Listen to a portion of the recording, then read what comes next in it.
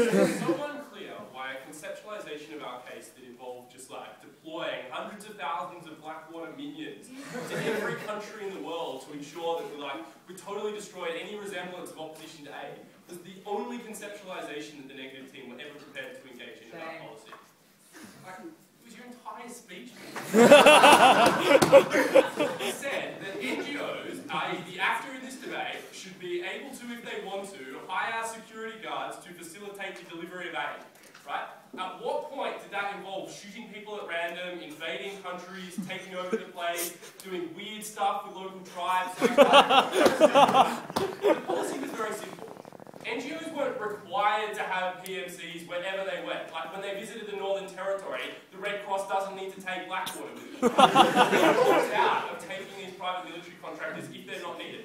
And if an NGO wants to take the risk and deliver aid without a PMC, well, that's on them. But we just said it was totally legitimate for the Red Cross not to want to sacrifice people who were prepared to help other people develop their lives, and those people shouldn't be the ones that suffered. And the communities that needed this type of protection to facilitate any aid delivery shouldn't suffer, because the aid is most needed in areas where it's least stable. Because the types of things that hamper your ability to deliver aid, the types of things that hamper the human condition in general. So the lack of roads, the lack of healthcare, the lack of running water, the lack of food, all things result from the same types of things that limit the capacity of aid groups to get in there without protection. That was why we needed this policy. That was why the negative team are going to need to have to engage in the reality that this is not some sort of all or nothing approach to PMCs that they were trying to respond to. So, firstly, is the policy necessary? Secondly, what does this do to our ability to access these places? And thirdly, on accountability, and I'll tie in the thing about exploitation and general industrial relations reform in the third argument. So,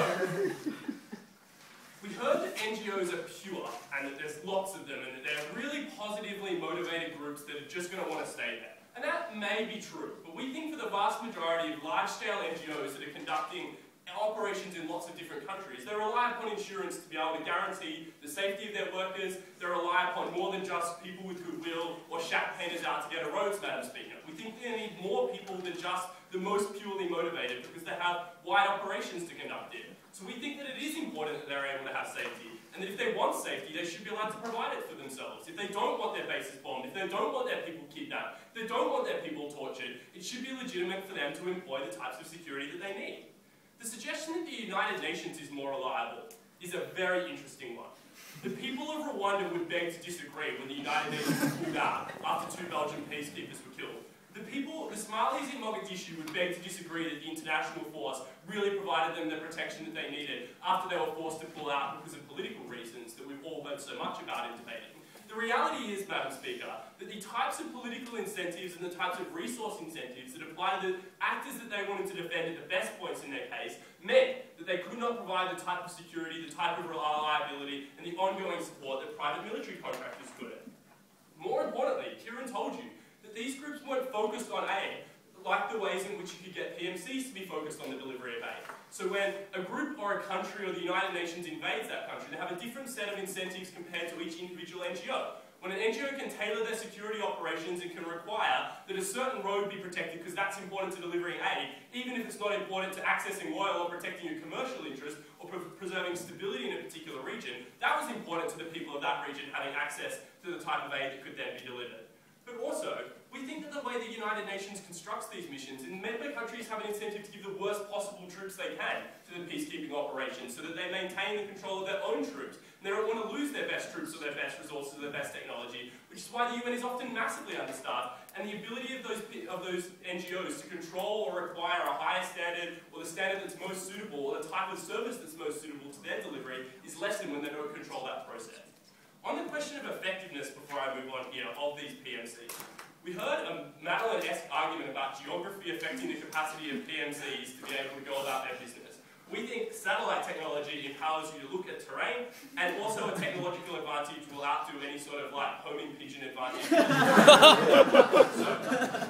on getting access to these countries, again, there has been no engagement with the reality that we have an imperfect access structure as it is now. Right? It's not the case that we've got a rosy set of operations happening. We just decided to screw it all up with some PMCs, Madam Speaker. The reality is that there are places where it's systemically impossible to get the aid to the places we need, because there are threats to those countries, because your insurance company won't allow it, because you can't land ships because there's not an airport, because the roads don't work, and because your people keep getting kidnapped. It's very frustrating, Madam Speaker, and the aid is not being delivered. So let's talk about whether or not they're actually improving the access when we can guarantee that we'll still get access in some circumstances. So they told you that being non-military is the essential characteristic to being able to get access. We think that's a little bit too unsubtle. What the states care about when they're questioning the military characteristic or otherwise of any group is their capacity to hold power, right? So they don't want to lose control over certain areas of the state. And we think that providing security guards and securing convoys and securing aid operations is not that much of a material threat to the overall stability of a country. So obviously it is some material threat, and obviously some states will have an opposition to it. We think those are the types of states that are already restricting access to NGOs now, and are already hampering them, or already have conditions that hamper them. We think mostly the types of states that are likely to reject this type of plan are concerned more about information getting out. So countries like Burma and North Korea are never going to allow NGOs under either policy, so we don't get that much damage there. We've already told you that the incentives of these host countries are to get as much aid as possible with as minimal intervention as possible. So they want to avoid the tipping point of more extreme intervention. They want to allow that aid to flow. And to the extent that they don't, Madam Speaker, we think they already don't want to allow that aid to occur. And that aid is already being hampered. We'd rather get the aid to the people we can, rather than just keep futilely living in a world of denial. So, on accountability. The one example they pointed to was the Blackwater massacre. Firstly, I'd like to point out that we caught those people, we prosecuted them and held them to account, so it's not as though there's like some sort of rogue impunity that went on with that particular massacre, and the number of people killed by private military contractors are far less than the types of people killed in UN peacekeeping operations by the United States Army or anyone else that might protect the type of aid delivery in the circumstances we were talking about. But also, we told you right from the beginning that this was a different type of mission. The goals, the scale, the types of tasks we were asking them to do, and the client interests of the person employing the PMCs are all different to a scenario of Iraq and Afghanistan. And for a team that wanted to tell us so bluntly that this debate is not about Afghanistan, they wanted to make it a lot about Iraq, Madam Speaker. We also said that the regulation was incentivized. We said that they're going to lose their bond, they're going to lose their next contract. You can craft the contract in line with the needs of those groups. So you have every incentive of building a relationship with a particular company who wants to keep that relationship and maintain their access to money by fulfilling the interests that the client wants. And if all of those things incentivize regulation, and NGOs have the same incentives to minimize that type of abuse that Kiran told you about.